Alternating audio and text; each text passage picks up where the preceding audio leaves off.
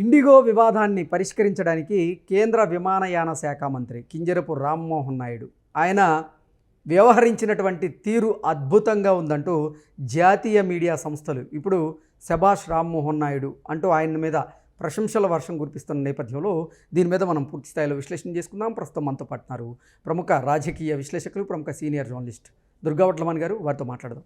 Madam నమస్తే. Madam నమస్తే అండి. ఈ అంశం మీద మీ విశ్లేషణ ఏంటి? అంటే మన మీద రాళ్ళు పడ్డప్పుడు మనిషి కంగారు పడకూడదు. అంటే తన పని మీద దృష్టి పెడితే ఓకే ఇప్పుడు నేనేం చేయాలి, ఒక సంక్షోభం వచ్చింది, ఏం చేయాలి అని ఆలోచించాలి తప్ప సంక్షోభం వచ్చినప్పుడు మనకి ఎక్కువ విమర్శలు ఎక్కువ వస్తాయి. ఆ విమర్శలను దృష్టిలో పెట్టుకుని మనం పని మానేయకూడదు. దాన్ని ఎలా పరిష్కరించాలి అనే దాని మీద ఫోకస్ పెడితే ఇంకో ఇట్లా ఉంటుంది. సో నిన్న తిట్టిన వాళ్ళందరూ ఇవాళ పొగుడుతున్నారు. ముఖ్యంగా జాతీయ మీడియా ఏదైతే ఉందో జాతీయ మీడియా అంత తొందరగా అంటే కొన్ని విషయాలను పట్టించుకోదు, కొన్ని విషయాలను చాలా తొందరగా పట్టించుకుంటుంది, చాలా తొందరగా నెగిటివ్ ఇస్తుంది, పాజిటివ్ ఇస్తుంది. సో రామ్మోహన్ నాయుడు అనే వ్యక్తిని మీరు రిజైన్ చేస్తారా ఇండిగో వివాదానికి అని అడిగిన వాళ్ళు ఉన్నారు. ఆయన ఏమీ సమాధానం చెప్పకుండా తన చేతల ద్వారా సమాధానం చెప్పారు. ఇండిగోని కొద్ది రోజుల్లోనే ఆ సంక్షోభం నుంచి బయటపడేసి ఒక 10% సర్వీసుల్ని వేరే విమానయాన సంస్థలకు అప్పచెప్పేసి అంటే సమస్యను పరిష్కరించారు. ఇవాళ అన్నీ కూడా యథావిధిగా నడుస్తున్నాయి. మళ్ళీ అంతా కూడా ఒక ట్రాక్ మీదకి వచ్చేసింది. ఫ్లీట్ కూడా పరిగెడుతోంది ఎక్కడికక్కడ. ఇక్కడ కూడా ఇవాళ పూర్తిగా అంటే ఆల్మోస్ట్ సంక్షోభం సమసిపోయిందని చెప్పచ్చు మనం. ఇవాళ టైమ్స్ నౌ నుండి ఇండియా టుడే వరకు జాతీయ మీడియా వాళ్ళందరూ కూడా ఆయన ఇంటర్వ్యూ చేయటం, ఇంటర్వ్యూలో ఆయన్ని చాలా నిలబెట్టినట్టు ప్రశ్నలు అడగటం, ఆయన తడువుకోకుండా వాటన్నింటికి అంటే వాళ్ళు ఆ ప్రశ్న అడిగాక అతనికి వివరణ ఇచ్చే అవకాశం ఇచ్చారు.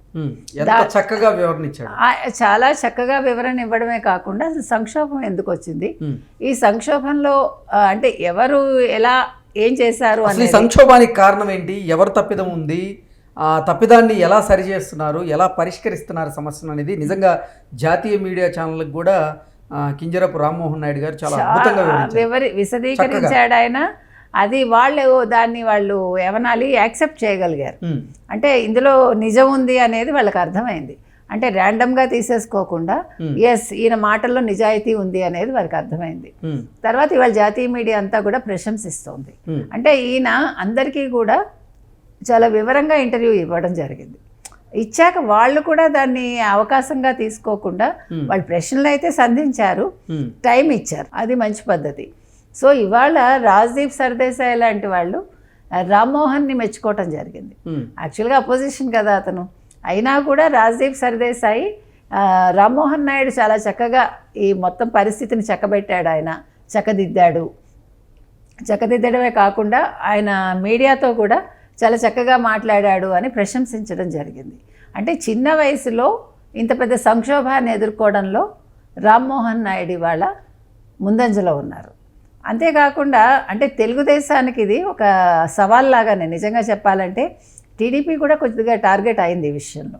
కాబట్టి టీడీపీ మంత్రివి అని అనిపించుకున్న రామ్మోహన్ నాయుడు ఇవాళ టీడీపీ మంత్రి కాదు, ఒక పౌర విమానయాన శాఖ మంత్రి అనేది కేంద్రానికి సంబంధించి కేంద్ర పౌర విమానయాన శాఖ మంత్రి అనేది చాలా చక్కగా నిరూపించుకున్నాడు ఆయన. అంటే పని లేకపోతే చేయడంలో విఫలం కాలేదు. ఎందుకు విఫలం కాలేదు, ఆయనకి తను ఏం చేయాలో తెలుసు, ఆ లక్ష్యం ఏంటి అనేది అర్థమైంది. కాబట్టి సరే ఈ విమర్శలు వస్తాయి, రాళ్ళు వస్తాయి, పువ్వులు వస్తాయి మనిషి అన్నాక. అందులో ఒక పొజిషన్లో ఉన్నప్పుడు చిన్న వయసులో ఏంటి నువ్వు నీ తండ్రినే ఇది చేసావు, బదనాం చేసావు అన్నట్టు మాట్లాడిన వాళ్ళు కూడా ఉన్నారు. అది తప్పు కదండి. మనం గబుక్కుని కన్క్లూజన్స్కి వచ్చేసి ఇప్పుడు ఇంత పెద్ద సంక్షోభం మనమైతే ఏం చేస్తాం, మామూలుగా అంటున్నా ఈ విమర్శలు చేసిన వాళ్ళు ఏం చేస్తారు ఆ సమయం వస్తే. కాబట్టి మాట్లాడడం లేదా తిట్టడం, మాట్లాడడం చాలా ఈజీ, కానీ పరిష్కరించడం చాలా కష్టం.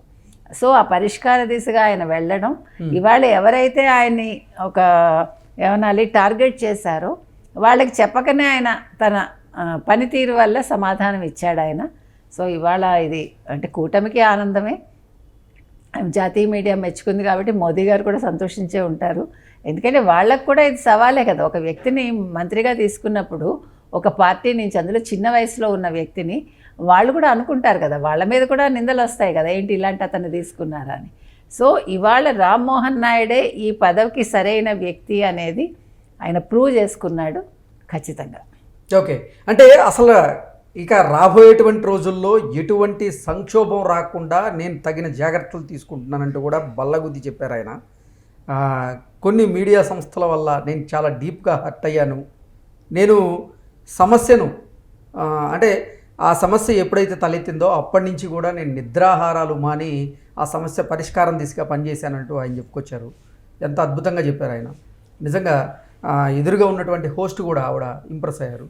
దీన్ని ఎలా చూడాలంటారు? అంటే చిన్న వయసులో అతనికి అంత సంయమనం, తర్వాత ఒక పరిస్థితిని ఆకలింపు చేసుకుని దాని నుంచి ఎలా బయటపడాలి అంటే మనసులో బాధ ఉన్నా కూడా మొహంలో ప్రతిఫలించకుండా ఆయన దాన్ని ఆ సమస్యను ఆయన పరిష్కరించారు.